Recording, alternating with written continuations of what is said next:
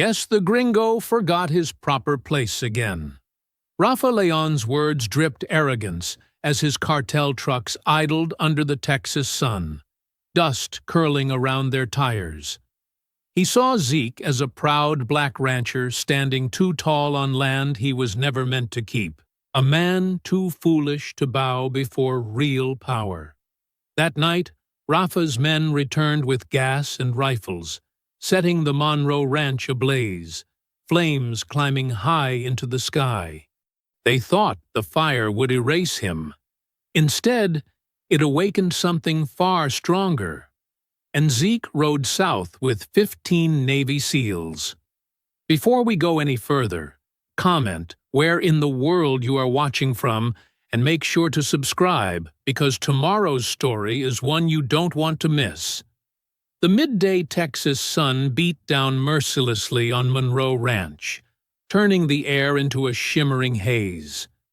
Chickens pecked lazily at the ground, searching for insects in the parched earth.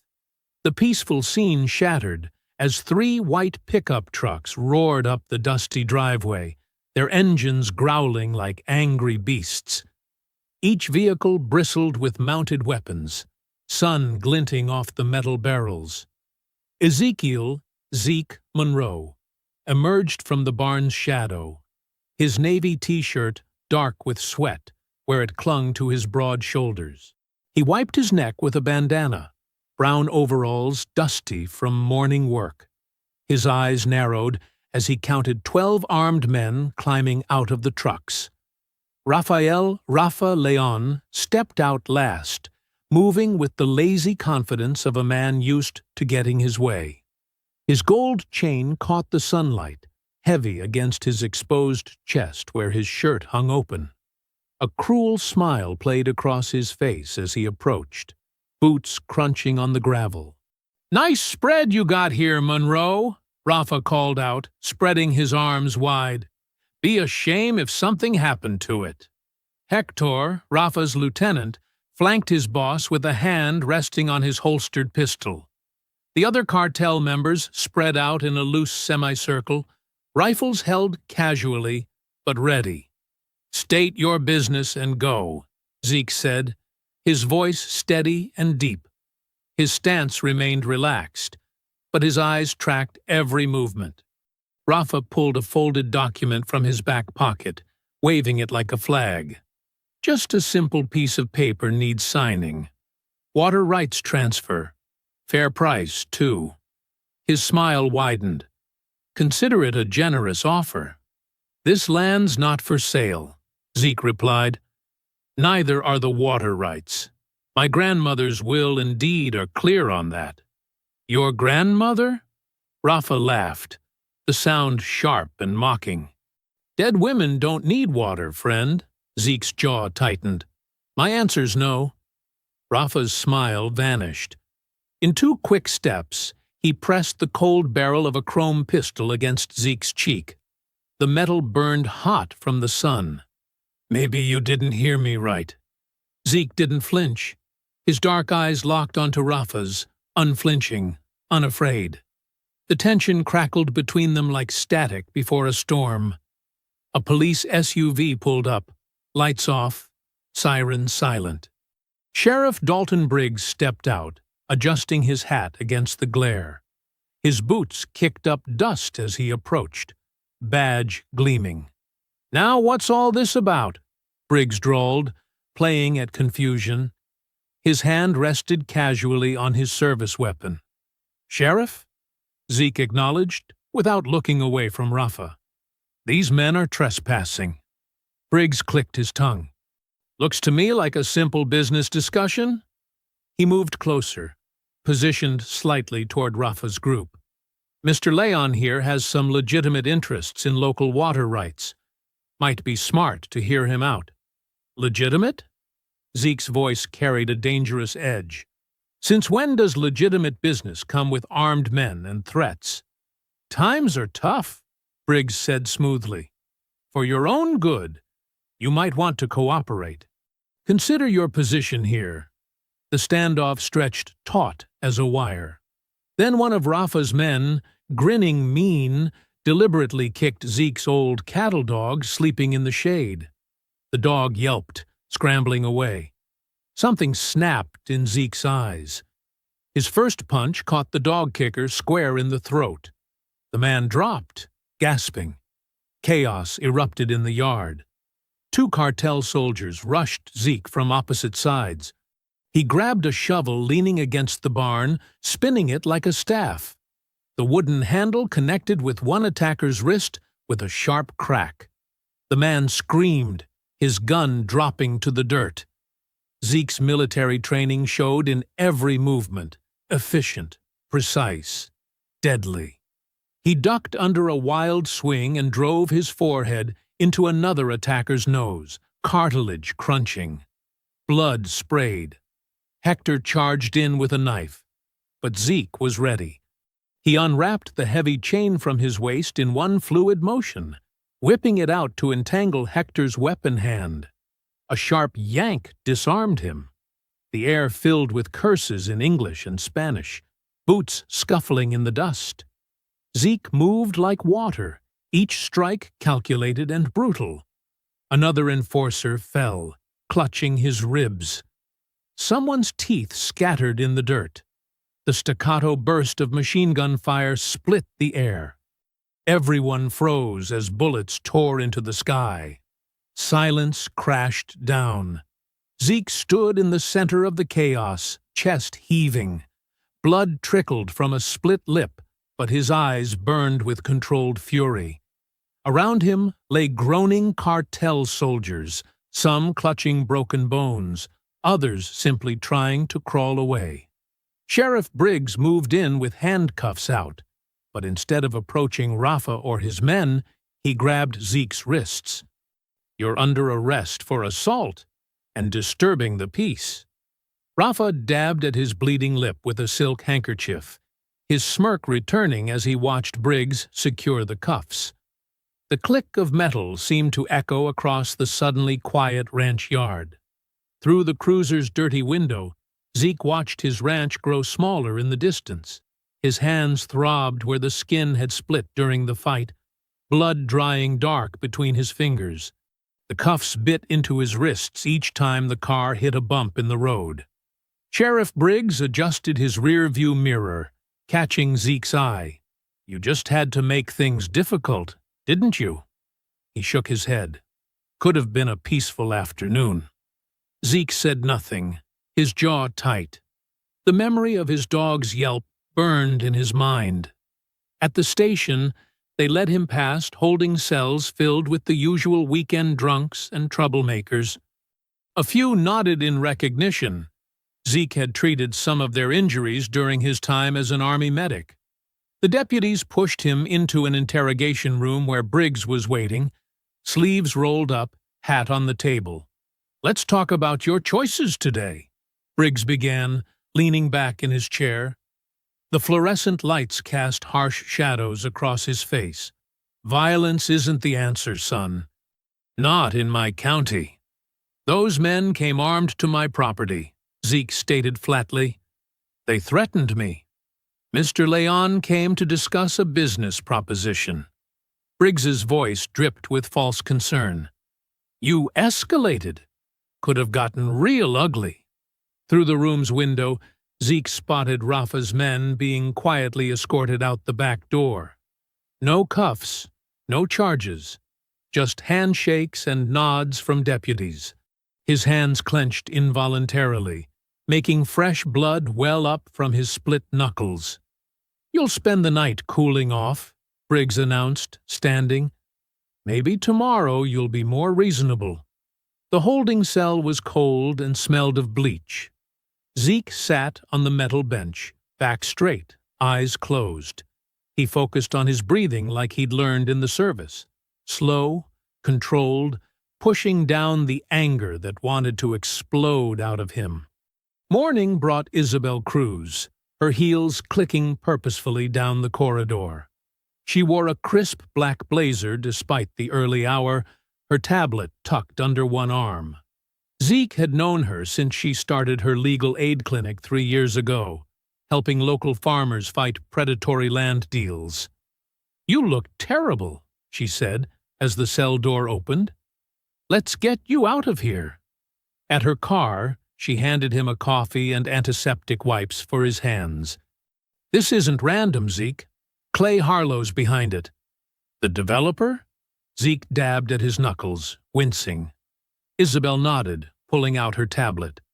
"Silver Dominion LLC, his company, filed emergency environmental remediation papers yesterday.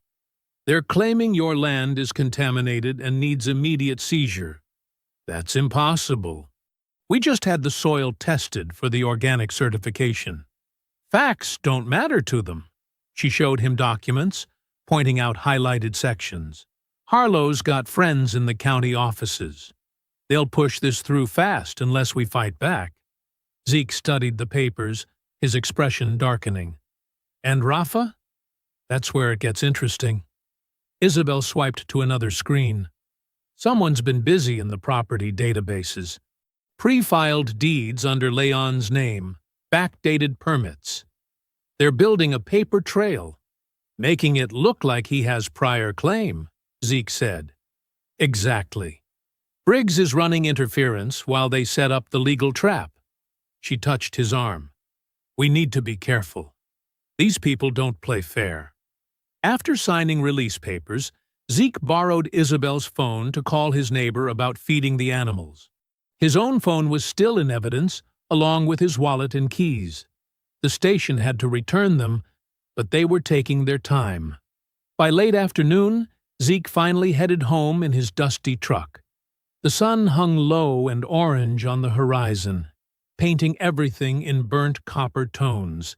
His hands ached on the steering wheel. Isabel had wrapped them properly, but the bruising went deep. A mile from his ranch, movement caught his eye. 3 white pickup trucks were parked on a rise overlooking his land. Even at this distance, he could make out the silhouettes of men standing beside them, distorted by the heat waves rising from the ground. Watching. Waiting. Zeke's jaw clenched as he drove past. He could feel their eyes on him, their presence a clear message. This wasn't over. The trucks remained in his rearview mirror until he turned onto his driveway, dark shapes against the dying light. His dog limped out to greet him, favoring the leg that had been kicked. Zeke knelt in the dust, running gentle hands over the animal, checking for serious damage. Finding only bruising, he scratched behind the dog's ears. "We're okay, old friend," he murmured. "We're okay." But as he straightened up, his gaze was drawn to those distant watchers on the hill. The orange sky seemed to burn behind them, and the evening wind carried dust that tasted like trouble coming. The kitchen was quiet, except for the soft clicking of dog claws on linoleum. Zeke picked at his dinner. Leftover stew warmed up in the microwave. His bandaged hands made the spoon awkward. His dog lay at his feet, still favoring that kicked leg. From his seat, he could see Mama Ruth's photo on the windowsill. She stood proud in her Sunday best, one hand on her hip, the other holding up the original ranch deed like a victory flag.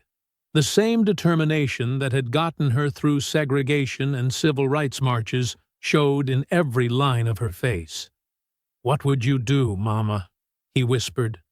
The crickets outside chirped their evening song, a familiar rhythm that usually brought peace. But tonight, something felt wrong. Zeke put down his spoon, listening hard. There, beneath the crickets, a low rumble of engines, and something else, diesel fumes riding the breeze through his open window. His dog's head came up, ears alert. Then they both heard it. Laughter, distant but clear. Male voices speaking Spanish, getting closer. The first orange glow reflected off his kitchen window before he saw the actual flames. The hay barn erupted like a match head, gasoline turning dry feed into an inferno. The night exploded into shades of red and gold as fire roared up the wooden walls. "No!" Zeke bolted from his chair, nearly tripping over his dog. He grabbed his phone and ran outside, the heat hitting him like a wall. More flames burst to life. They'd doused the stables, too. Above the fire's roar, he heard screaming. Mr. Palomo, his elderly neighbor, who sometimes slept in the stable loft while working late. Zeke sprinted toward the burning building. Smoke stung his eyes as he shouldered through the door. Mr. Palomo, where are you? Aquí! Help! The voice came from above, weak and choked with smoke. The stairs were already catching fire, but Zeke took them two at a time. He found Mr. Palomo collapsed near his cot, coughing violently. The old man's eyes were red and streaming. I've got you, Zeke said, pulling him up. Keep your head down. The horses below were shrieking, kicking their stalls in panic. Zeke half-carried Mr. Palomo down the burning steps, feeling wood crack beneath their feet. They stumbled out into the yard just as part of the roof collapsed behind them. Zeke ran back to free the horses, but the heat was too intense. The animals' terrified cries cut through him like knives. He had to back away, helpless, as the flames consumed everything. Through the wall of fire, he spotted figures standing just beyond his property line. The orange light caught on rifle barrels and white teeth as Rafa's men watched, laughing and passing bottles between them. They'd come to enjoy the show. Zeke grabbed his phone, dialed 911. The dispatcher assured him deputies were on their way. But minutes passed, then half an hour. No sirens came. When he called again, they claimed the units were having trouble finding the address. Mr. Palomo sat in the dirt, oxygen mask from Zeke's old medical kit strapped to his face. Zeke tried to save what he could, but the fire was too widespread, too hot.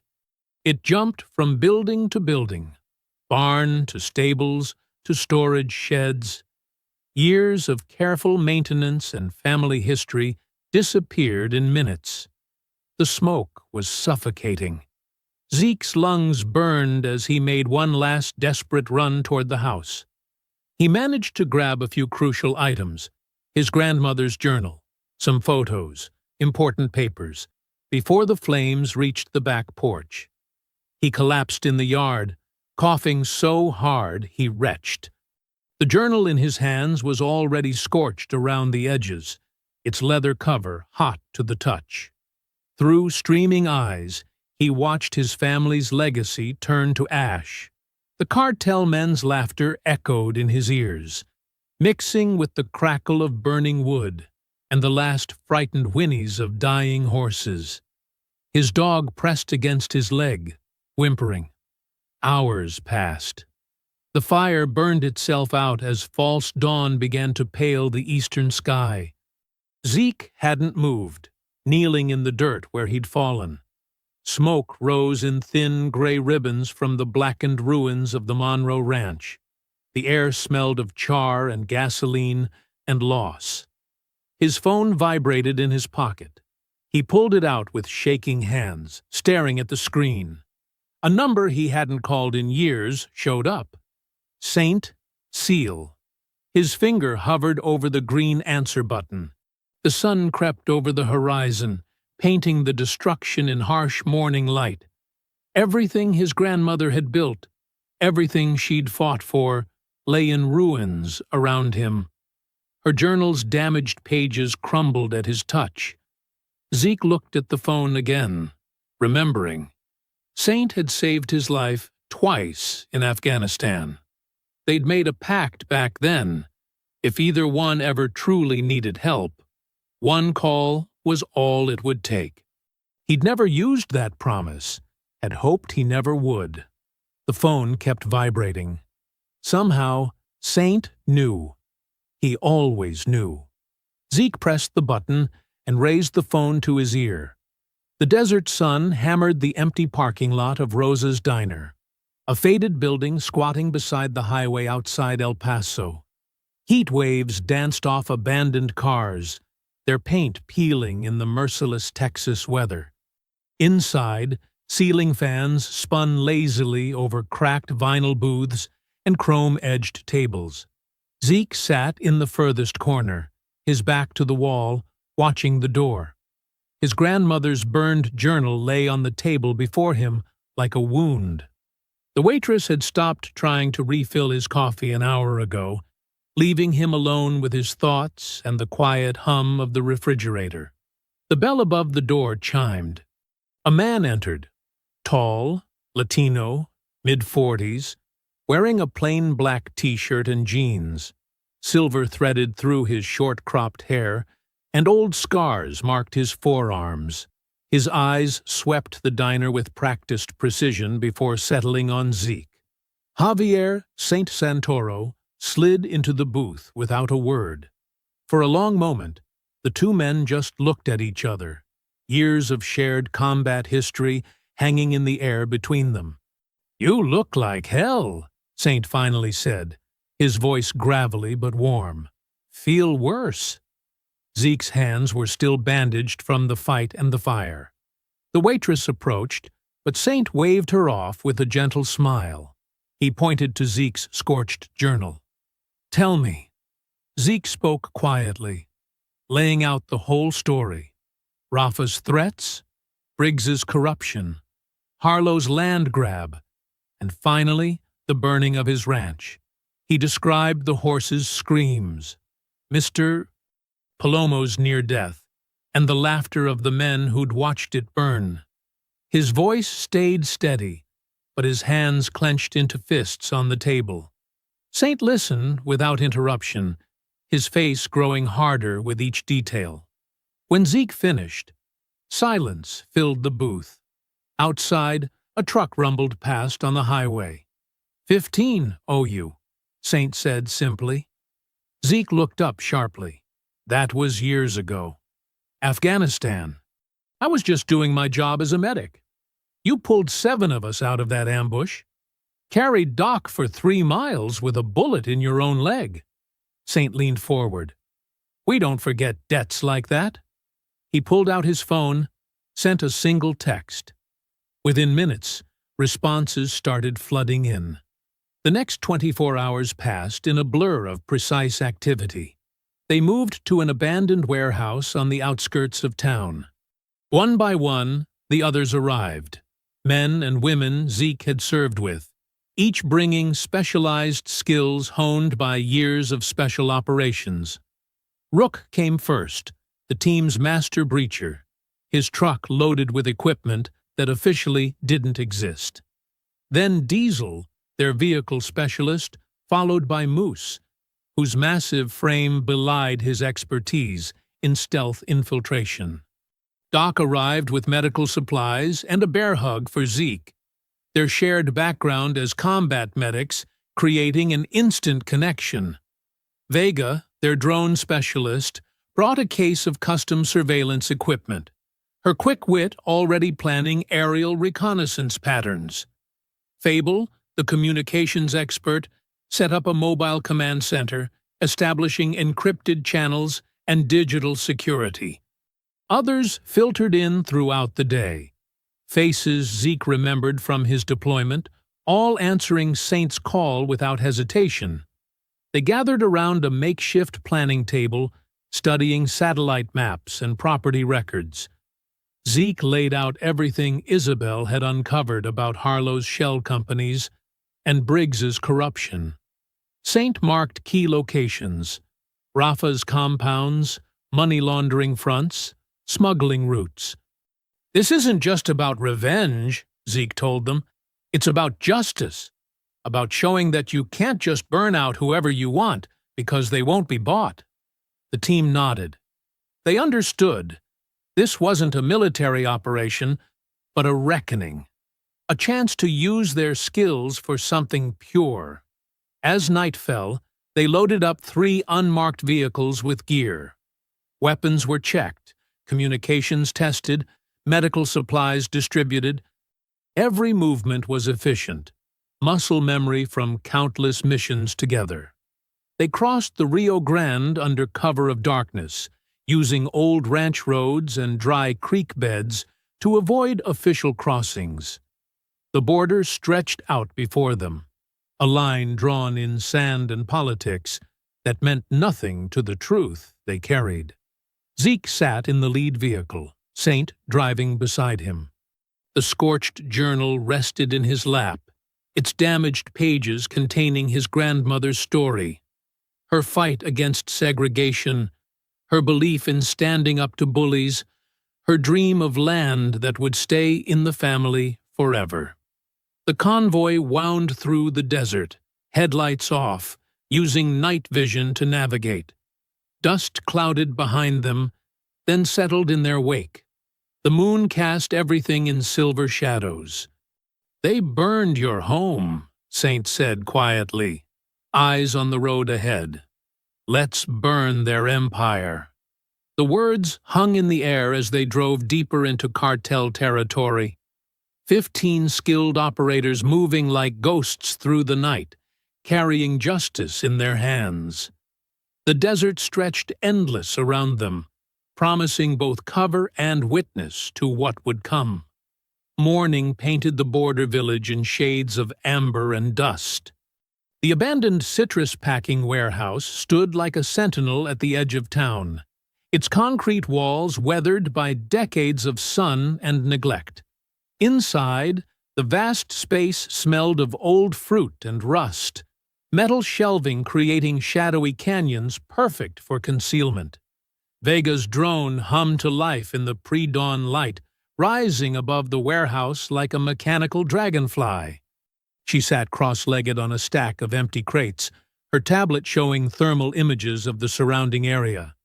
Saint and Moose flanked her, studying the feed. "Rafa's compound," Vega whispered, pointing to a sprawling estate nestled in the Sierra foothills. 3 rings of security. Guard towers here, here, and here. At least 20 armed men on rotation. The drone's camera zoomed in, revealing details of the cartel boss's fortress. High walls topped with razor wire encircled Mediterranean-style buildings. Luxury cars gleamed in the morning sun. Armed men patrolled with military precision, their weapons visible even from this height. "Briggs visits every 2 weeks," Fable added from his command center, surrounded by monitors showing intercepted communications. "Always on Thursdays. Harlow's shell companies wire money the next day." His fingers flew over keyboards, tracking digital breadcrumbs through encrypted channels. Zeke stood at a makeshift planning table, studying topographical maps spread across its surface. His hands traced possible approach routes, muscle memory from his military days flooding back. Doc had changed his bandages that morning, the burns and cuts from the ranch fire still raw. "Found their supply lines," Rook announced, marking routes on the map with a red marker. "They're moving product north through these valleys. Money comes back south through wire transfers, and these 3 front businesses." In the warehouse's loading bay, Diesel had set up a training area. Old fruit crates served as obstacles, and hanging chains simulated combat scenarios. He beckoned to Zeke.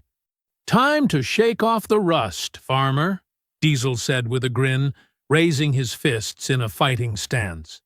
Zeke stripped off his shirt, revealing old scars from his military days.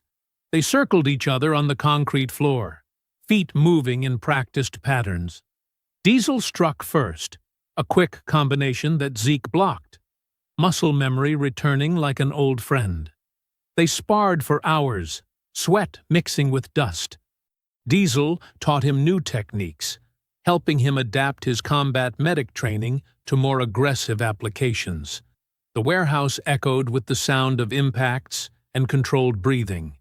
"Looking better," Saint commented, watching from the sidelines. "But we need to move soon. Got word of a cartel convoy tonight." As dusk approached, they gathered their gear. Silenced rifles were checked and rechecked. Night vision goggles were adjusted. Comms were tested one final time. They set up the ambush on a lonely stretch of road cutting through scrubland. Rook and Moose planted flashbangs in the ditches. Vega's drone provided overwatch, its thermal camera tracking heat signatures approaching from the south. 3 vehicles, her voice crackled in their earpieces. 2 escort trucks, 1 van in the middle, 11 heat signatures. Zeke lay prone behind a rocky outcrop, his rifle steady. The desert night was cold now, stars sharp overhead. He controlled his breathing, just like Doc had taught him years ago in Afghanistan. The convoy's headlights appeared first, cutting through the darkness. They waited until the vehicles entered the kill zone.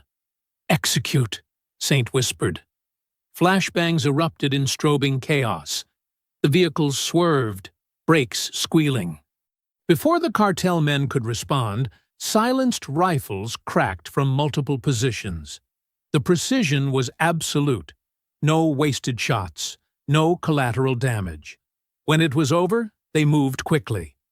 Diesel hot-wired the van, while others secured weapons and phones from the dead. Rook planted charges to destroy the vehicles, erasing evidence of their presence. Zeke stood over one of the bodies, a young man with cartel tattoos crawling up his neck. The same symbols he'd seen on the men who burned his ranch. Blood darkened the dust beneath him. "That's one less ghost haunting my land," Zeke said quietly, his voice carrying in the desert stillness. Back at the warehouse, Fable worked through the seized phones. Encrypted messages revealed shipment schedules, payment records, and conversations between Rafa, Briggs, and Harlow. The corruption network spread out before them like a spider's web. "Look at this," Fable called out, pointing to his screen. "Briggs is meeting Rafa tomorrow night. Something about finalizing the Monroe situation." The team gathered around the planning table as night settled over the village. Maps were updated with new intelligence. Weapons were cleaned and prepared. The warehouse hummed with purposeful activity as they prepared for their next move. Outside, an owl called in the darkness. Inside, 15 operators moved like shadows through the gloom, each carrying a piece of Zeke's justice. The night air grew cool, seeping through the warehouse's broken windows, carrying with it the promise of what was to come. San Roque's streets baked under the afternoon sun. The buildings faded like old photographs. Laundry hung limp between balconies, and local vendors packed up early when the white trucks rolled through. Music drifted from the cantina. Ranchera songs mixing with the sound of glass clinking and muted conversations. The team split into smaller groups, blending in with practiced ease. Zeke and Saint entered the cantina first, taking seats at the scarred wooden bar. The place smelled of stale beer and cigarettes. A ceiling fan spun lazily overhead, doing little to move the heavy air. The waitress, young with tired eyes, brought them beers without meeting their gaze. Her hands trembled slightly as she set down the bottles. At a corner table, 3 of Rafa's lieutenants lounged like kings, their guns visible under loose shirts. Hector sat at their center, his tattooed arms spread across the back of his chair. "Hey, Princesa," Hector called out, his voice cutting through the music. "More tequila. And try not to spill it this time, stupid girl." The waitress hurried to comply, but her shaking hands betrayed her fear. As she approached their table, one of the men stuck out his foot. She stumbled, the tray crashing to the floor. Tequila and broken glass scattered across worn floorboards. "Clumsy bitch," Hector laughed, standing up. He grabbed her arm roughly. "That's coming out of your pay. Maybe we should take it another way." The other patrons looked away, shoulders hunched. This was how things worked in San Roque. You stayed quiet. You survived. But Zeke was already moving, his bar stool scraping back. "Let her go," he said, his voice calm, but carrying enough authority to freeze the room.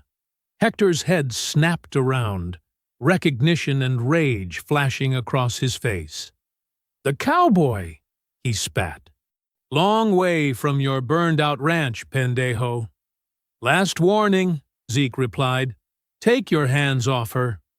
The lieutenant shoved the waitress aside and reached for his pistol. He never made it. Zeke's first punch caught him in the throat, crushing his windpipe. As Hector gagged, his men surged up from the table. The bar erupted into controlled violence. Saint took down 2 gunmen with brutal efficiency, disarming one and using him as a shield against the other. Rook and Diesel appeared from their positions by the door, moving with liquid speed. A cartel soldier swung a bottle at Zeke's head. He ducked, caught the man's wrist, and drove his elbow into the attacker's face. Bone crunched. Another came at him with a knife, but Zeke trapped the blade between his palms and twisted, snapping the man's fingers. Hector recovered enough to draw his gun, but Zeke was ready. He grabbed the lieutenant's wrist, redirecting the barrel toward the ceiling as it fired. The shot deafened the room. Zeke head-butted Hector, then seized his shirt and hurled him through a nearby table. Wood splintered. Hector lay groaning in the wreckage. 20 seconds. That's all it took. 6 of Rafa's men lay broken or unconscious. No civilian casualties, no collateral damage, just precision and purpose. Vega's mini-drone hovered near the ceiling, recording everything.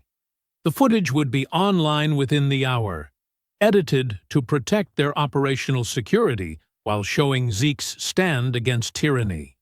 Zeke knelt beside the fallen waitress, helping her up with gentle hands.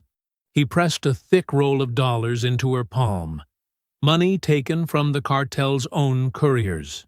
"For the damage," he said softly, "and for your courage in serving them every day." She stared at him with wide eyes, then whispered, "Gracias, señor."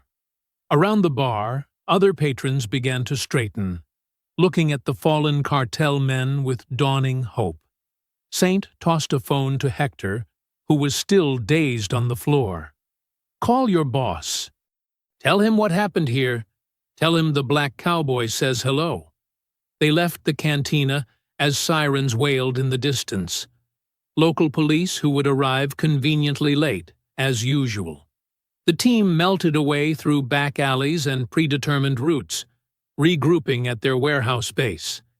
Fable's computers were already pushing the footage through secure channels. Within hours, it spread across social media like wildfire. The black ranchers standing up to cartel thugs. Justice delivered in 20 seconds of righteous violence.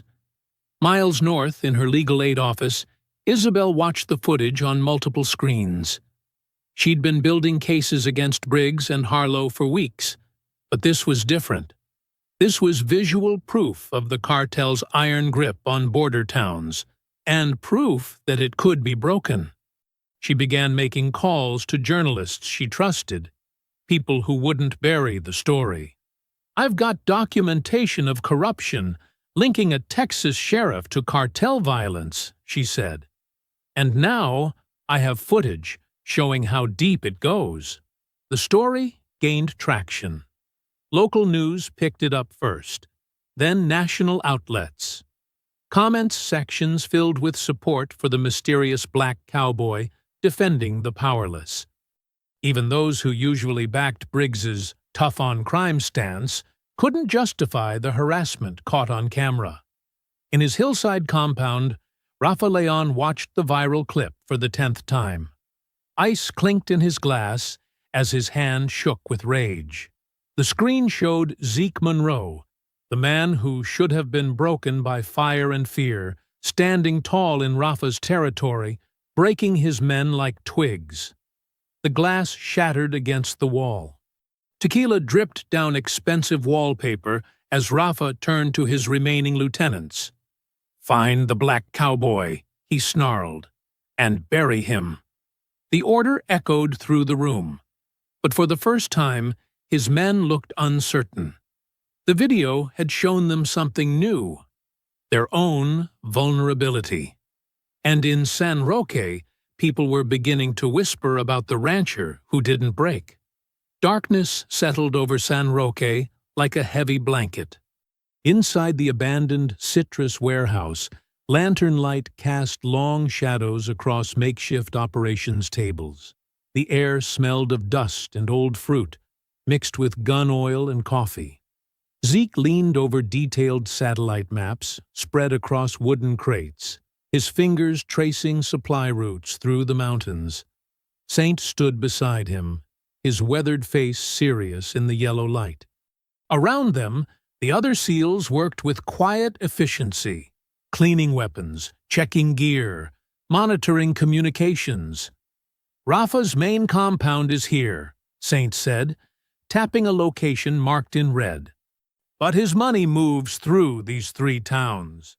His finger traced a triangle across the map. Each transfer point is heavily guarded. Diesel, their demolitions expert, pointed to a narrow mountain pass. "We could set up here, force their convoy to bottleneck." In the corner of the warehouse, partially hidden behind stacked equipment, Marcus Fable Lang hunched over his laptop. His fingers moved quickly across the keyboard, face illuminated by the blue screen glow. To anyone watching, he appeared to be doing his job, monitoring communications, maintaining their secure network.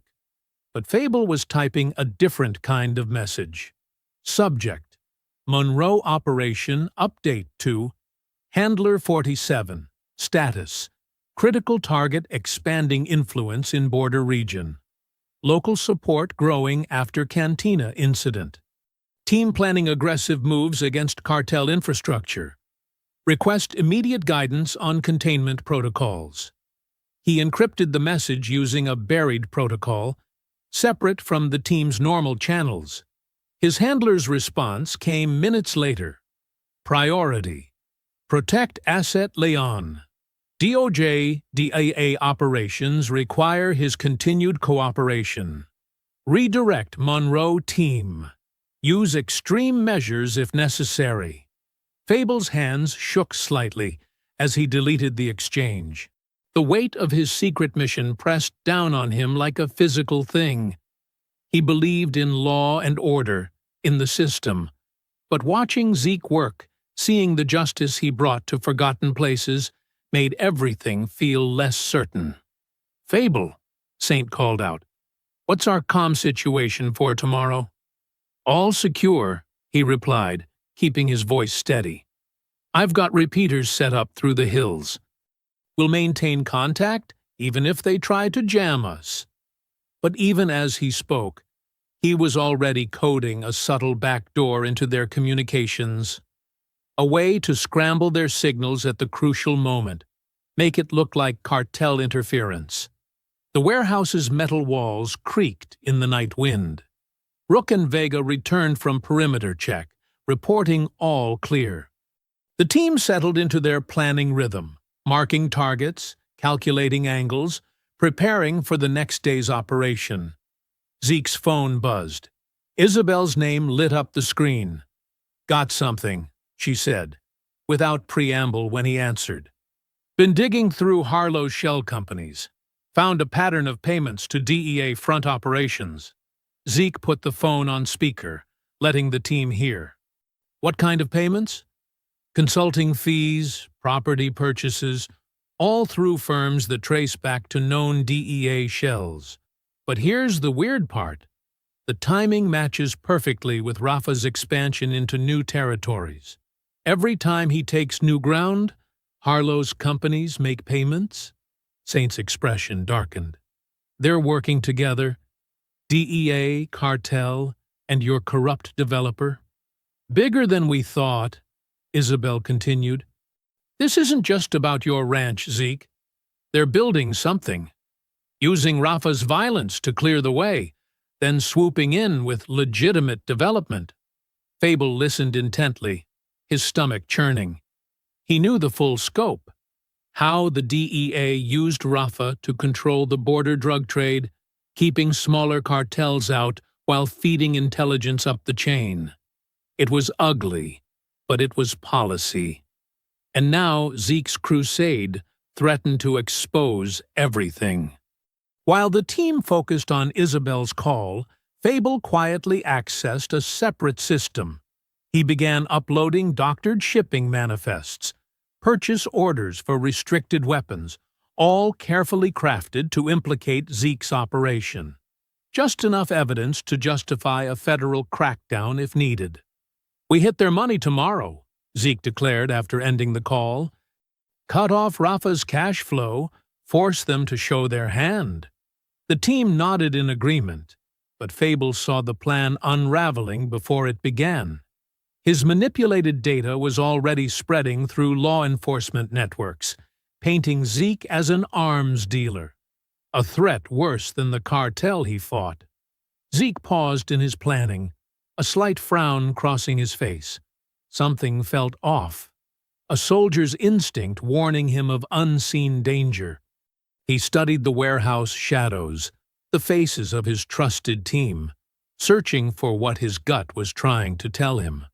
Outside, diesel engines rumbled in the distance.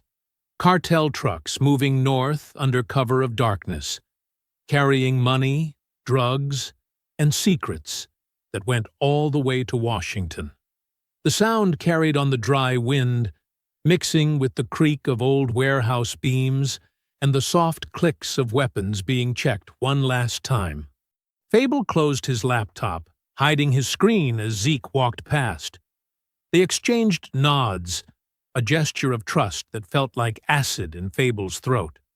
Tomorrow's mission loomed before them, heavy with the weight of betrayal not yet revealed. Dawn painted the sky in shades of purple and orange, the sun not yet visible over the eastern hills. In a dry riverbed carved deep into the earth, Zeke lay prone behind a cluster of sun-bleached rocks. His rifle scope swept the dirt road above, waiting. Beside him, Saint checked his watch. 5 minutes, he whispered. The team was spread out along both sides of the riverbed, hidden in natural shooting positions.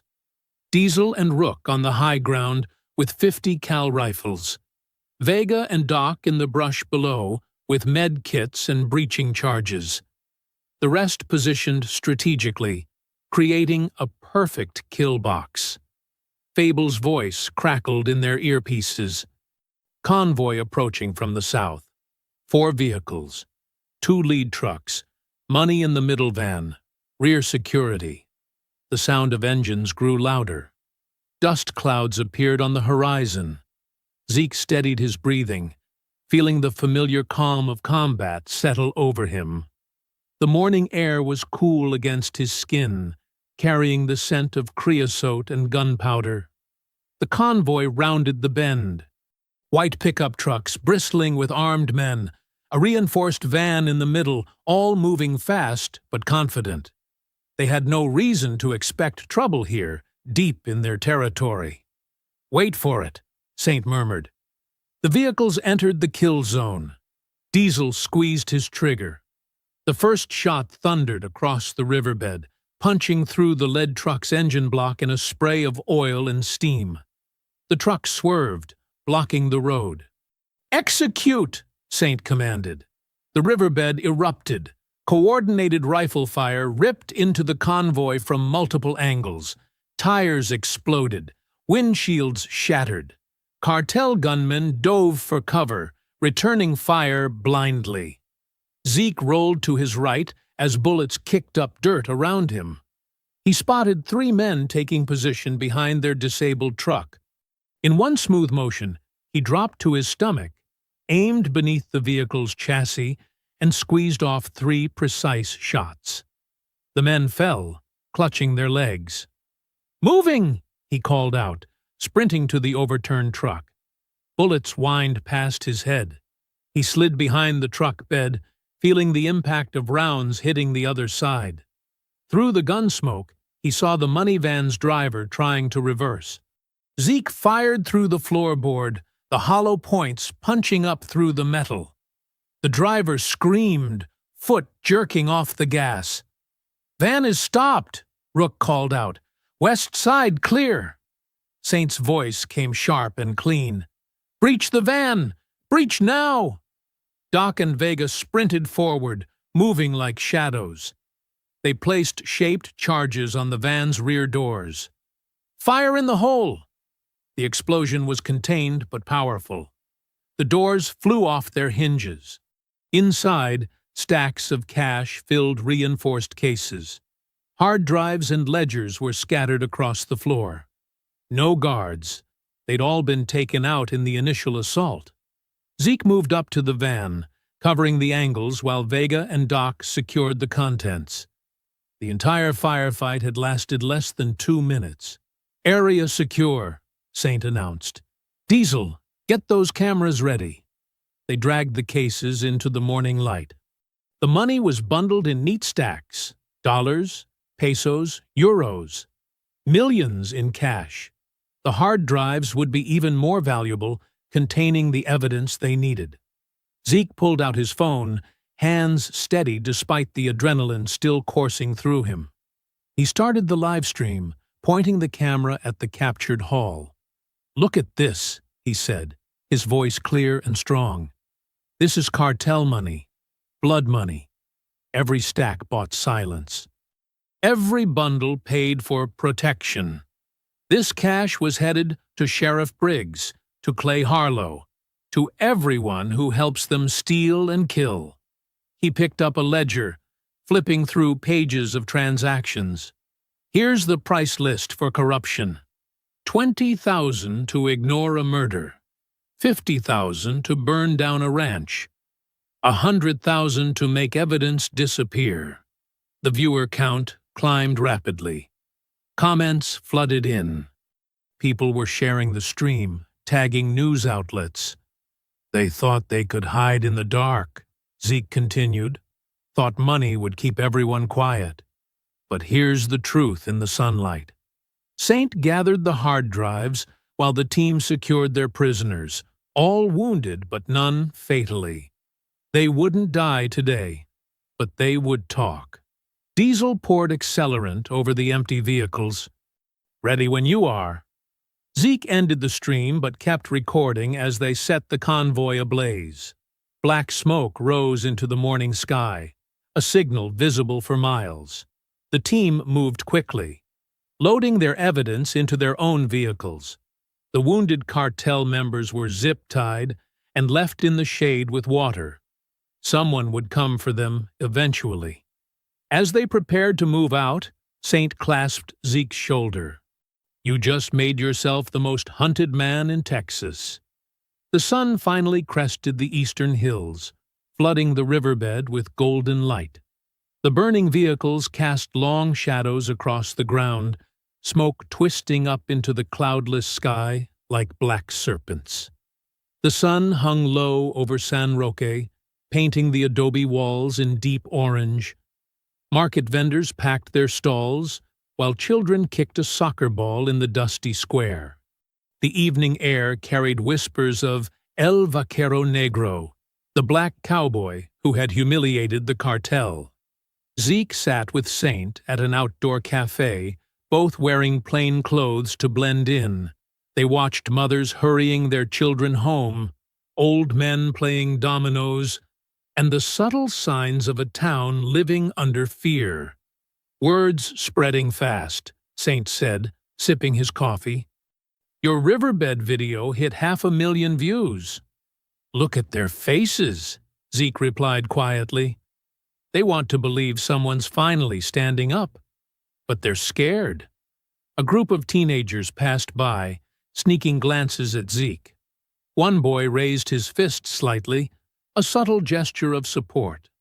Zeke nodded back. The peace shattered with the roar of engines. 3 black SUVs screeched into the square, cartel soldiers leaping out with red gas cans and weapons. People scattered as the men charged toward the community center where children had been having art classes moments before. "Contact!" Saint barked into his radio. All teams converge on the square. The first Molotov cocktail arced through the air, smashing through a window. Flames erupted inside the building. Screams filled the evening as more firebombs followed. Zeke sprinted toward the chaos, Saint covering him. Through his earpiece, he heard the team responding, moving into position around the square. A young teacher stumbled out of the burning building, coughing, leading 3 terrified children. Zeke grabbed them, pushing them toward safety, as Doc appeared to provide medical aid. "Second floor!" someone shouted. More children were trapped upstairs. Diesel and Rook engaged the cartel soldiers with precise shots, driving them back from the building. The gunmen retreated behind their vehicles, returning fire wildly. Zeke spotted one arsonist breaking from the group, trying to circle around with another firebomb. He charged after him, tackling the man through a ground-floor window in an explosion of glass and flames. They hit the floor hard, rolling. The gas can clattered away. The arsonist, barely more than a teenager, swung a knife. Zeke blocked, twisted, and slammed the boy's wrist against the floor until the blade fell. "Move, and you die," Zeke growled, pinning him down. Outside, the firefight intensified. The SEALs had the cartel men surrounded. Vega and Moose were already inside, evacuating the upper floor. Zeke dragged his captive out through the broken window, keeping him in a tight hold. The boy struggled until Zeke tightened his grip. "Start talking," Zeke demanded. "Who ordered this?" The arsonist spat blood. "Go to hell." Saint appeared with a phone, already streaming live. "Better answer him, kid. Whole world's watching now." Zeke forced the boy to his knees. "Tell them who sent you to burn down a building full of children. Rafa will kill me." "I'll kill you faster," Zeke said, his voice ice-cold. "Start with Sheriff Briggs. Tell them how he lets you operate." The crowd was growing, phones raised, recording everything. The boy's eyes darted between the cameras and the guns. Finally, he broke. Briggs takes money to look the other way," he stammered. $50,000 a month. He gives us patrol schedules, warns us about raids." "And today? Who ordered this attack?" "Rafa. He said to send a message. Show everyone what happens to towns that help Zeke Monroe." The crowd muttered angrily. More people were streaming into the square, watching the confession. "And the ranch burning?" Zeke pressed. "Tell them about that, too." Briggs approved it, said it would look like an accident, said no deputies would respond. Sirens wailed in the distance. Too late, as usual. The cartel gunmen had fled, leaving their wounded behind. The fire department finally arrived to battle the flames. Zeke handed the arsonist to Diesel for securing. He turned to address the crowd directly, his voice carrying across the square. "They think fear will keep you quiet," he said. "They burn your buildings, threaten your children, tell you nothing will change. But look around. They're the ones running now." Cheers erupted. People pressed forward, reaching out to touch Zeke's shoulder, thanking him through tears. An old woman brought water for the firefighters. Others helped tend to the shocked children. The community was coming alive, fear giving way to anger and resolve. Saint ended the live stream as local police arrived. They looked uncertain, caught between protocol and the clear mood of the crowd. One young officer actually saluted Zeke before pretending to be busy with crowd control. "Get the wounded clear," Zeke ordered his team, "and make copies of every video. The world needs to see this." The sun had set completely now. The community center still smoldered, but volunteers were already planning repairs. Children drew chalk messages of defiance on the square's pavement. Hope, fragile but real, bloomed in the gathering dark. High above the town, in his hillside villa, Rafa watched the scene unfold on multiple screens. A muscle twitched in his jaw as he saw his men's confessions going viral. He gripped his whiskey glass so tight it cracked. "He wants to play hero," he said coldly. "Let's make him the villain." Dawn crept over the warehouse, painting shadows across stacked crates and tactical gear. Zeke hunched over a folding table covered in documents, his eyes tired but focused.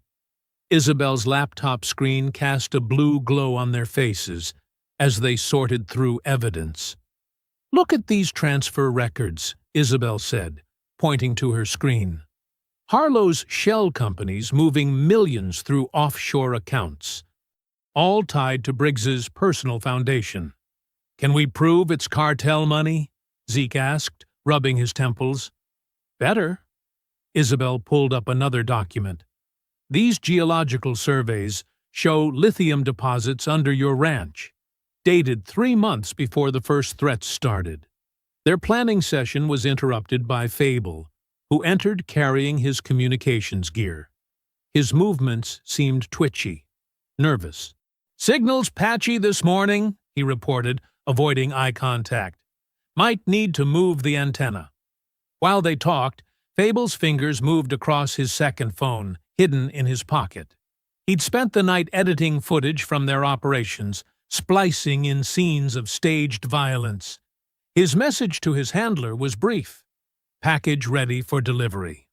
Saint joined them, laying out tactical maps. "Drone feed shows increased activity at Rafa's compound. They're moving something big." Before they could discuss further, phones across the warehouse lit up with breaking news alerts. Local stations were running exclusive footage, showing Zeke's team allegedly staging attacks, complete with paid actors and fake blood. "What the hell?" Saint grabbed a tablet, watching in disbelief. The doctored videos spread like wildfire. Sheriff Briggs appeared on morning news, standing before a row of American flags. "This evidence confirms our worst fears," Briggs declared, his voice grave. "Ezekiel Monroe and his mercenaries are domestic terrorists, staging violence to destabilize our community. I'm declaring them armed and dangerous." Zeke's fist slammed the table. "They're trying to turn the public against us. We need to counter this now," Isabel said, already typing. "I've got journalists who'll run our side." The night exploded. The first RPG punched through the warehouse wall in a thunderous blast of concrete and steel. Gunfire erupted from multiple directions, bullets hammering the building like deadly rain. "Contact all sides," Saint shouted, grabbing his rifle. "Everyone to positions." Zeke dove for cover as a second explosion tore through the roof. Through the smoke, he saw figures in tactical gear breaching the east entrance, some wearing cartel colors, others in federal tactical uniforms. "They're working together," he growled, returning fire. Doc and Vega were manning the north corner when a grenade bounced through a broken window. Doc shoved Vega aside, but the blast caught them both, sending them sprawling. "Men down!" Diesel called, laying down covering fire. "We need extraction!" Zeke fought his way to the wounded. Doc clutched his bleeding leg while Vega struggled with a shoulder wound. The air filled with tear gas. "Tunnels!" Saint ordered, directing the team toward their escape route.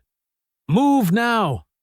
They'd prepared for this, having mapped the old smuggling tunnels beneath the warehouse.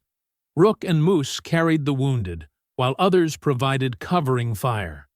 The team disappeared into the darkness below as more explosions rocked the building.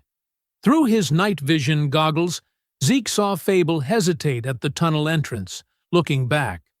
"Move your ass!" he shouted. They navigated the narrow passages, the sounds of combat growing distant. Behind them, boots thundered through the warehouse above. Then came a sound that made Zeke's blood run cold. Rafa's voice, commanding his men to search everything. "Sir," one of the team called back, "found something, some kind of old book." Zeke's heart stopped. Mama Ruth's journal.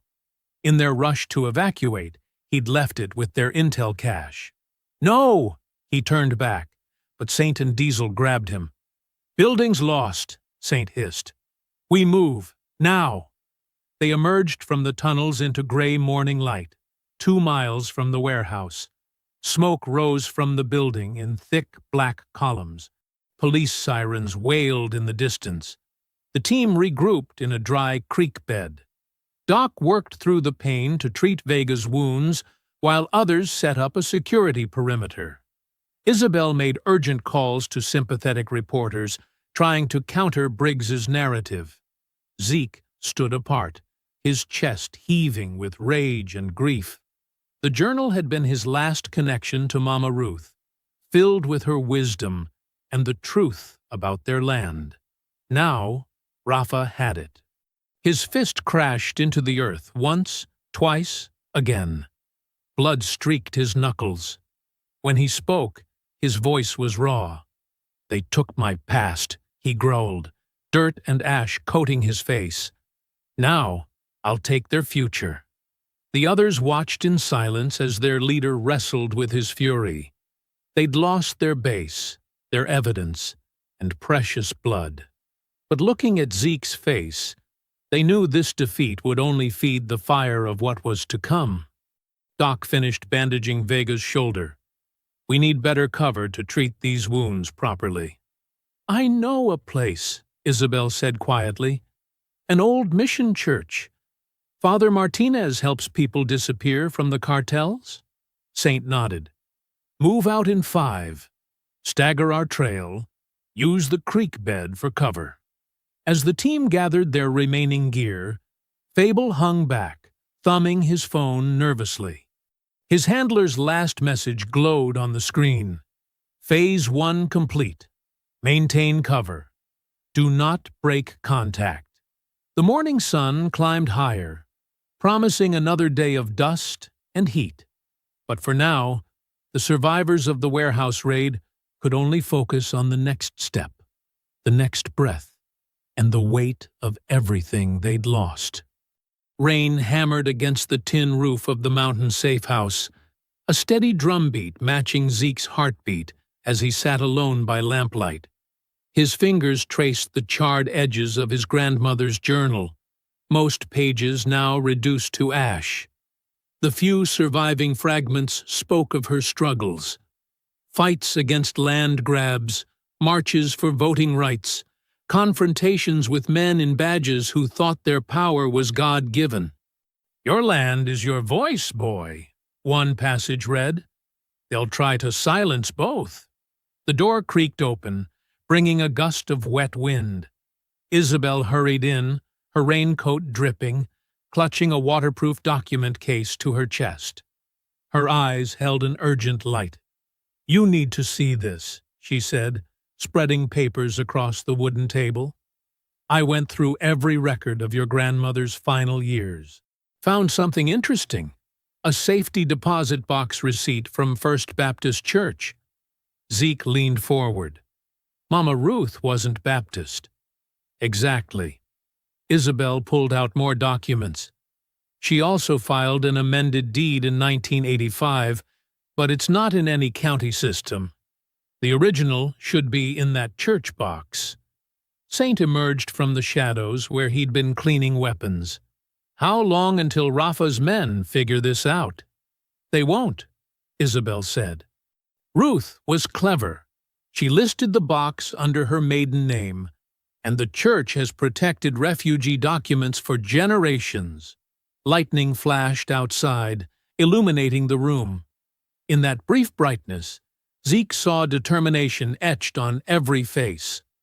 These people, a lawyer who fought corruption from within, a warrior priest who kept his word like scripture, and 12 other operators scattered through the safe house, had risked everything for his cause.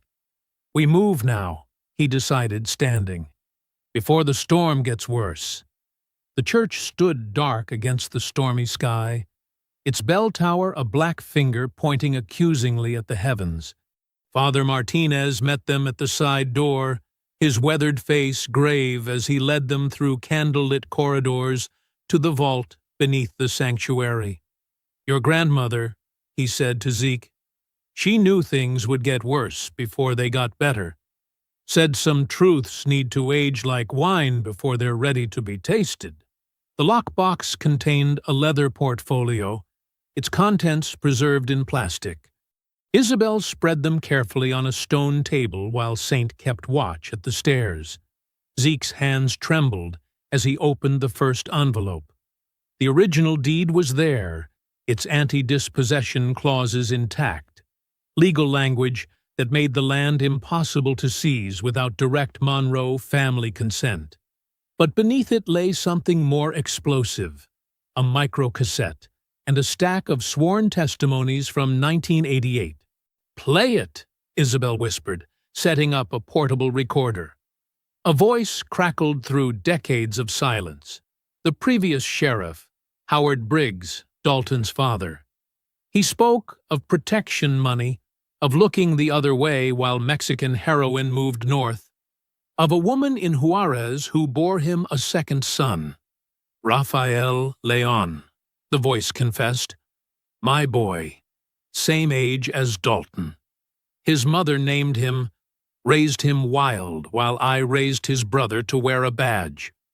God help me, I've created two kinds of monsters." Zeke's mind raced. "Briggs and Rafa are brothers." "Half-brothers," Isabel corrected, pulling out a birth certificate. "Both sons of a corrupt sheriff who thought he could control both sides of the border. One legitimate, one hidden.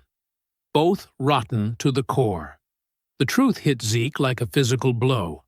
This wasn't just about his land or even the cartel's power. This was about legacy, about how corruption flowed through bloodlines like poison, about powerful men who thought they could play both sides of justice.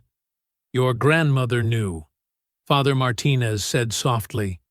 "She kept these secrets until the right moment, until someone strong enough could use them." More papers emerged. Bank transfers showing Howard Briggs funding Rafa's early criminal enterprise, photos of both brothers at secret meetings, and finally, a letter from Mama Ruth herself.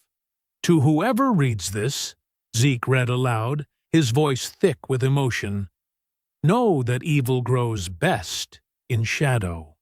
Bring it into the light. Let truth be your weapon and justice your shield." The storm raged outside, but in the vault's silence, the team gathered around Zeke. They saw in his face the weight of understanding and the steel of resolution. Doc spoke first. "Those bastards burned your home thinking they'd erase your history. Instead," Diesel added, "they just revealed their own." Moose laid a heavy hand on Zeke's shoulder. "Command's yours, boss. How do we play this?" Zeke looked at each face in turn. Warriors who'd followed him into fire, a lawyer who'd dug through decades of lies, a priest who'd guarded truth like sacred flame. This evidence wasn't just leverage, it was ammunition for a reckoning. Saint stepped forward, his expression hard as granite. "We finish this. Tonight." Thunder cracked overhead like artillery fire, and the candles flickered in the vault. In that moment, holding his grandmother's final gift, Zeke felt her presence as clearly as the rain beating against the church stones above. The old barn creaked in the dying storm, candles casting dancing shadows across weathered wood. Zeke stood before a makeshift planning table, really just planks on sawhorses, where satellite photos and blueprints of Rafa's hilltop compound spread like a paper battlefield. The 15 gathered around him, their faces grim in the flickering light. "Tomorrow night's charity gala," Saint said, tapping the villa's main entrance. "Annual fundraiser for border community development. Really just a money laundering front. Rook, their intelligence specialist, stepped forward. Guest list includes cartel allies, corrupt officials, and genuine philanthropists who don't know better. Perfect cover for the operation. And perfect leverage, Isabel added from her laptop station. She'd set up a command center in the corner, multiple screens glowing with data streams. Every dirty handshake in one room.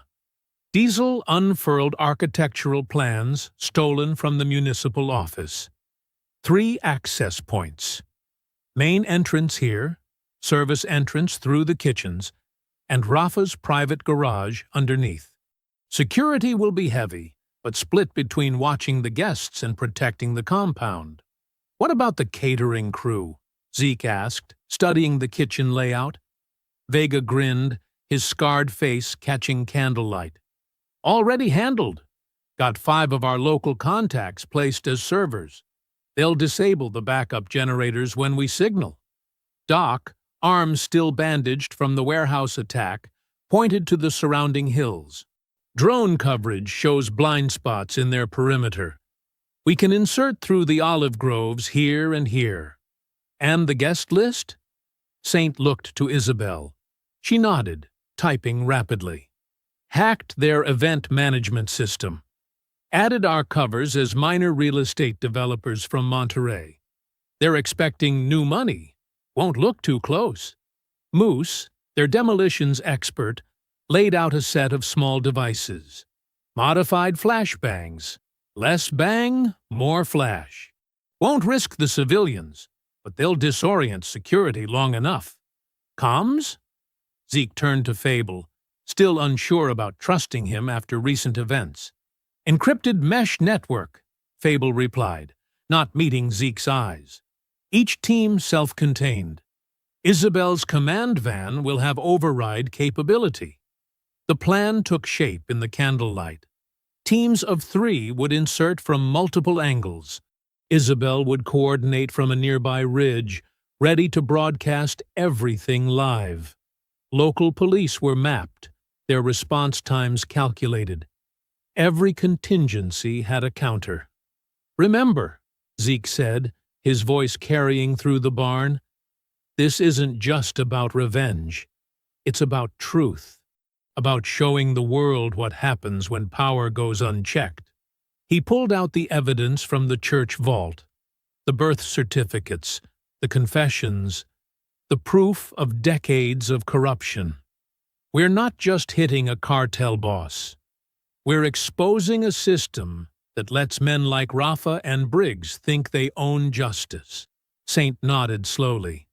The truth hits harder than bullets. Speaking of truth, Isabel interrupted, I've got media contacts ready. Once we start broadcasting, every major network will pick it up. No one can bury this story. The team broke into specialized groups, checking equipment. Breaching charges were prepared, communications tested, medical kits verified. Each operator moved with the precise economy of long experience. No masks, Zeke declared, watching them work. No mercy, but no killing unless we have to. We're not them. We're what stops them. Rules of engagement, Doc asked, packing extra trauma supplies. Subdue and secure, Saint answered. These aren't soldiers we're facing. They're bullies with guns. Hit hard, hit fast, but keep it clean. Rook brought up thermal imaging of the compound on his tablet. Kitchen staff changes over at 7. First guests arrive at 8. We move at 9 when the party's in full swing. What about Briggs? Moose asked. He'll be there. Let him come, Zeke said grimly. Let him see his brother's empire fall. Let him face what his family built. The planning continued as midnight approached. Every detail was refined, every position coordinated. They would enter as ghosts and leave as justice made flesh. In the corner, Isabel prepared her broadcasting equipment. Once this starts, There's no going back. The whole world will see. Good, Zeke replied. Some sins need witnesses. The storm had passed completely now, leaving a clear night sky visible through the barn's gaps. The team began final preparations, checking weapons and adjusting tactical gear. Each operator moved with the focused intensity of men who had done this before, who knew the weight of what was coming. Zeke stepped outside for a moment, breathing in the rain-washed air. The moon had risen, full and accusing, casting silver light across puddles. To the south, he could see lights twinkling on the horizon. Rafa's villa glowing like a challenge against the dark hills. The same hills where his grandmother had once walked, carrying secrets that could burn empires. The same land that had seen generations of struggle against men who confused power with right. Tomorrow, those hills would see justice. Real justice, not bought with blood or buried in bribes, but built on truth and witnesses and the courage to stand unmoved. Behind him, in the barn, he heard the quiet sounds of warriors preparing for battle, the click of magazines being checked, the whisper of combat knives being sharpened, the soft murmur of men speaking last instructions. The light from Rafa's compound seemed to pulse like a heartbeat against the night sky. Soon, that heart would stop. Soon, truth would replace power. Soon. Music drifted through Rafa's hilltop villa, a classical quartet playing in the corner of the grand foyer. Crystal chandeliers threw fractured light across marble floors where Texas oil money mingled with cartel gold. The annual Border Community Development Fund Gala was in full swing. Zeke adjusted his borrowed waiter's jacket, carrying a silver tray of champagne flutes through the crowd. He'd traded his work boots for polished shoes that clicked against tile. Every few steps, he caught glimpses of familiar faces, politicians who'd approved suspicious permits, judges who'd dismissed clear evidence, reporters who'd buried stories for the right price. Near the main staircase, Sheriff Briggs held court in his dress uniform, medals gleaming. He laughed with donors, playing the part of the humble lawman while his brother's soldiers watched from discreet positions around the room. "Service entrance clear," Saint's voice whispered in Zeke's earpiece. He was in the kitchens with 3 other SEALs, all wearing staff uniforms. "Charges set on the backup generators." "Roof team in position," came Rook's quiet confirmation. "Drone coverage shows no counter-surveillance. They're blind." Isabel's voice crackled from the command van. "Broadcasting equipment online. Every major network is standing by. You say the word, we go live." Zeke moved through the crowd like a ghost, noting security positions. Rafa's men tried to look elegant in ill-fitting suits, but their eyes gave them away. Predator's eyes, always scanning. He counted 16 visible guards, probably twice that number hidden. The classical music shifted to a waltz. On the mezzanine above, Rafa emerged in a white dinner jacket, gold watch catching light. The journal, Mama Ruth's journal, was tucked under his arm like a trophy. He descended the stairs slowly, savoring his moment. "Target confirmed," Zeke sub-vocalized, moving to Phase 2. He placed his champagne tray on a side table and made his way toward the service corridor.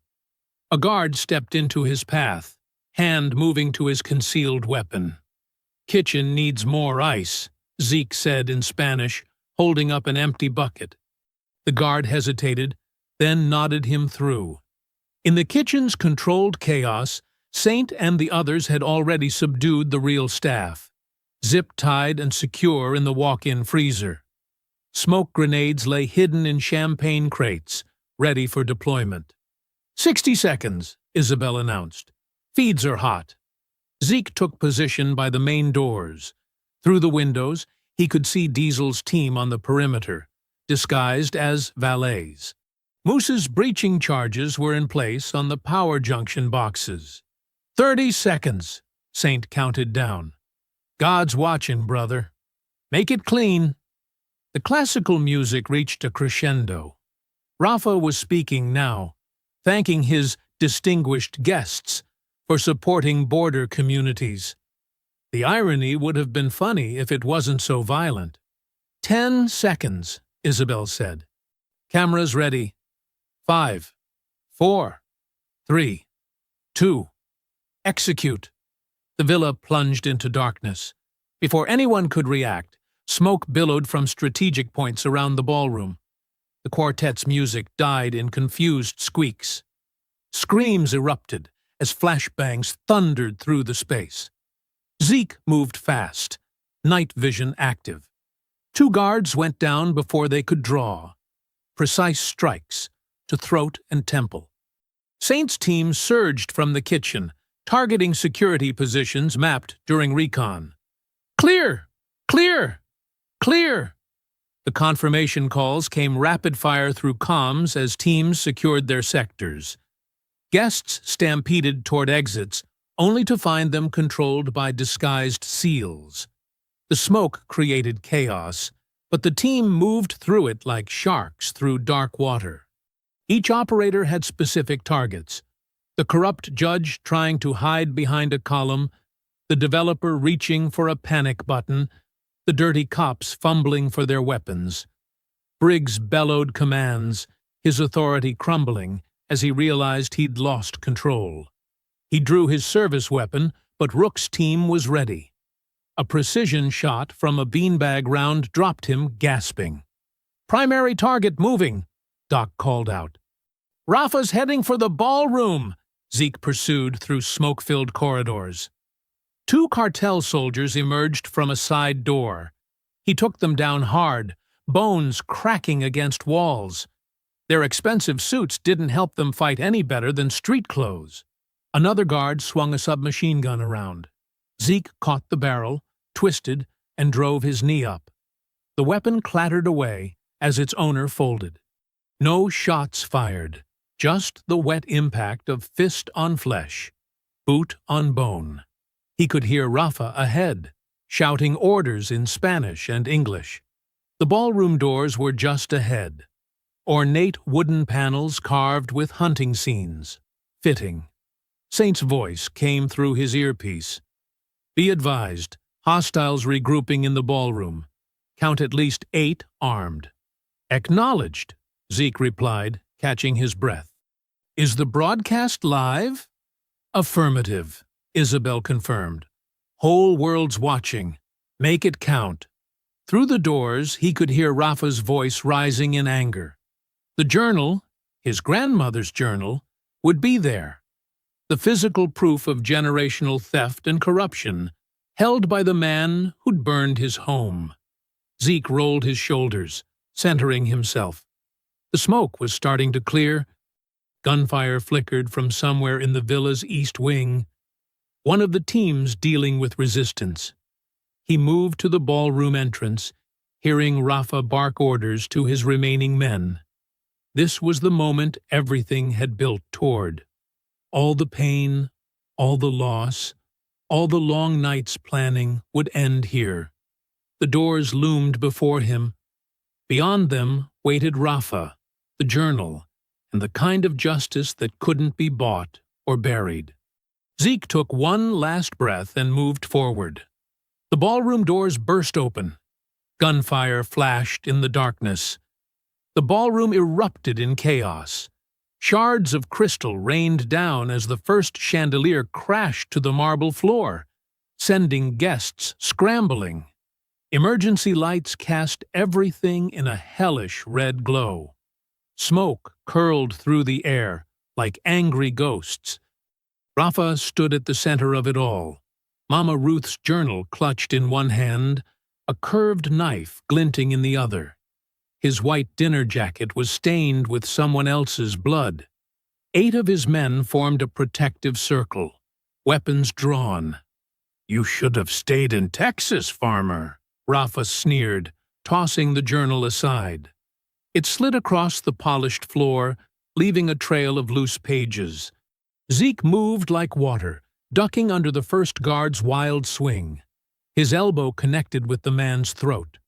Another rushed him with a knife. Zeke caught his wrist, twisted until bones cracked, and used him as a shield against two more attackers. The fight turned brutal. Bodies slammed into gilt-edged mirrors. Blood sprayed across oil paintings worth millions. Zeke fought with cold precision, each strike calculated from years of training. 3 guards went down in seconds. A 4th got lucky.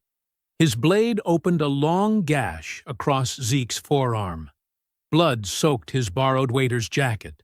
The guard grinned, then gurgled as Zeke's boot crushed his windpipe. "Hold him!"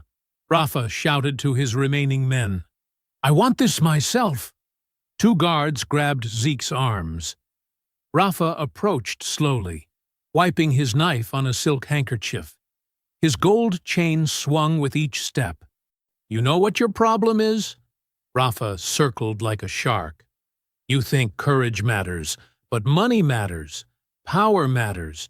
Your grandmother never learned that lesson either." Zeke's head snapped forward, catching one guard in the face. As the man staggered, Zeke broke free and charged Rafa. They crashed through a table laden with champagne glasses. The knife slashed air inches from Zeke's throat. They grappled on the floor, rolling through broken crystal. Rafa fought dirty, trying to gouge eyes, bite, anything to win. But Zeke had trained for this, had lived this moment in his mind 1,000 times. He caught Rafa's knife hand and slammed it against the marble once, twice, 3 times until the blade clattered away. Rafa headbutted him, splitting Zeke's lip. Blood and sweat mixed as they struggled. "The cameras!" Isabel's voice crackled through Zeke's earpiece. "Get him in position!" With a roar, Zeke lifted Rafa bodily and drove him down onto the marble. The impact knocked the wind from the cartel boss. Before he could recover, Zeke pinned him face up, one knee on his chest. "Now!" Zeke shouted. The ballroom's walls lit up as hidden projectors activated. Every surface became a screen, displaying evidence in high definition: bank transfers, property deeds, sealed court documents. Rafa's empire of corruption laid bare. Saint appeared, dragging a zip-tied fable. The communications specialist looked terrified, his expensive tactical gear now just a prisoner's costume. "Play it," Saint ordered, shoving Fable toward a laptop. With trembling hands, Fable pulled up an audio file. A cold official voice filled the ballroom. "Asset Rafael Leon is to be protected at all costs. Monroe's investigation must be contained. Use whatever means necessary." "Again!" Zeke commanded. Fable replayed it, shoulders slumping in defeat. More SEALs entered, escorting Sheriff Briggs. The lawman's uniform was torn, his face bloody from resisting. His eyes went wide, seeing his half-brother pinned beneath Zeke. "You see that?" Zeke addressed the cameras. "Your protectors, your leaders, all bought and paid for with blood money." The walls showed more evidence: Harlow's shell companies, Briggs's offshore accounts, cartel money flowing through legitimate businesses. Years of corruption exposed in high-resolution detail. "The whole world's watching," Isabel announced. Every major network just picked up the feed. "It's trending globally." Rafa started laughing, a horrible broken sound. "You think this changes anything? There will always be more like me. More money, more power." "Maybe," Zeke replied, "but not here, not anymore." Federal agents swarmed in, followed by Mexican federal police. The arrests began: Rafa, Briggs, the corrupt officials who hadn't managed to flee. each one led out in handcuffs as cameras rolled. The fight had lasted less than 10 minutes. The aftermath would echo for years. Zeke's knees finally buckled. He collapsed beside one of the fallen chandeliers, exhaustion hitting him like a truck. His arm throbbed where the knife had caught him. Glass crunched under his palms. Saint knelt beside him, that familiar half-smile on his weathered face. "It's done," he said quietly. His hand found Zeke's shoulder, squeezing once. Through the broken windows, dawn was breaking over the hills. The same sun that had watched his ranch burn now rose on justice. Zeke could feel its warmth on his face, mixing with tears he hadn't realized were falling. Mama Ruth's journal lay nearby, its pages scattered across the bloody marble like fallen leaves. But the truth it contained had finally been heard. The ghosts could rest now. 2 months melted winter into spring.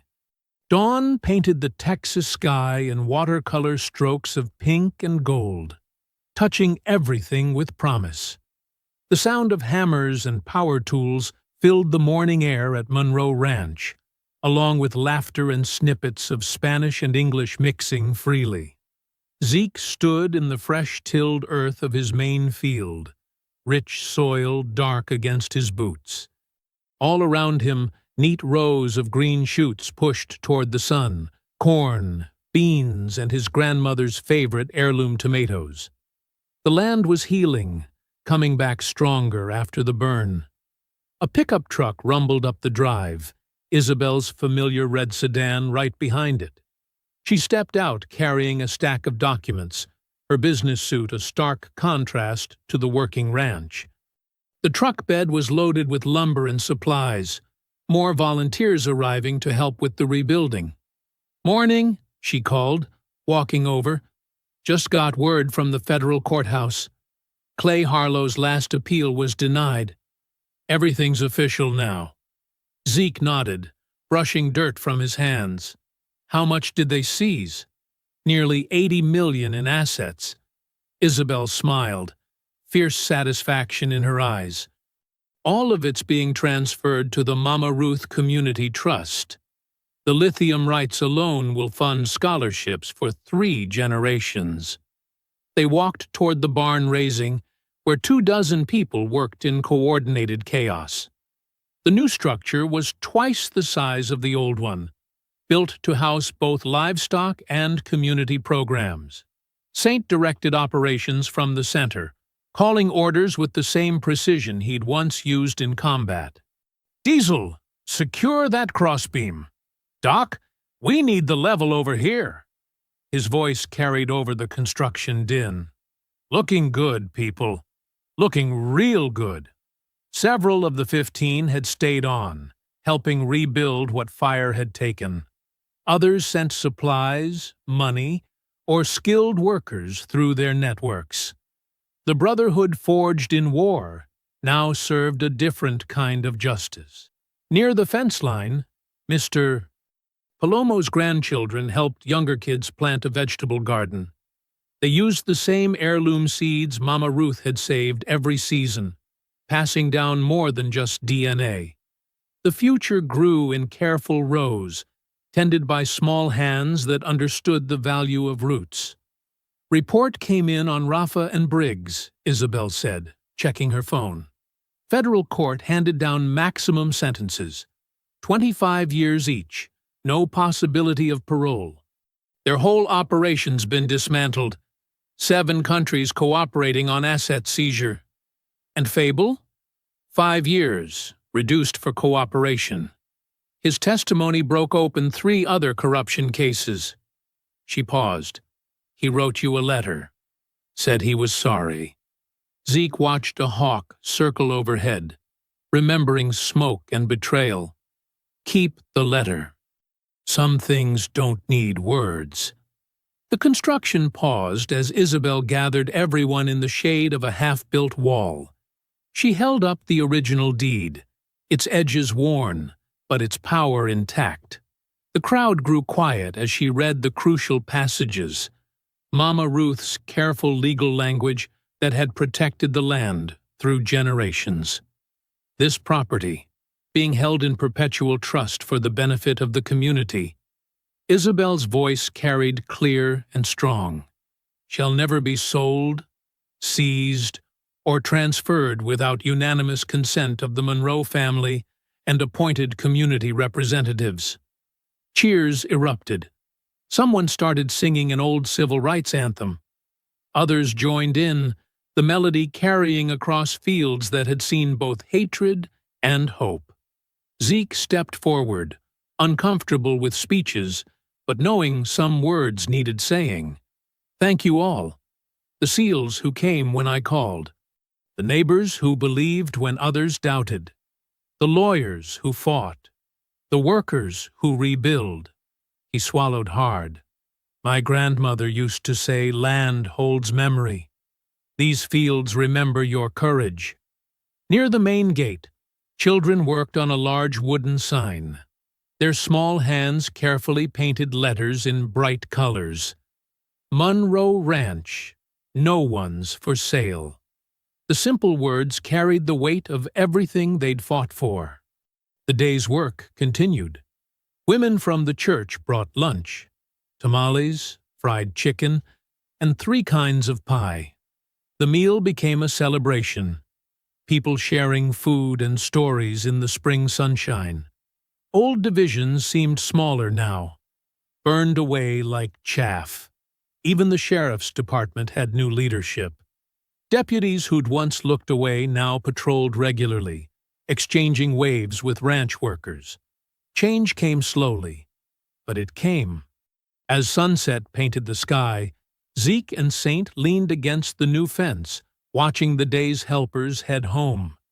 The rebuilt barn stood solid against the darkening sky, already housing new livestock.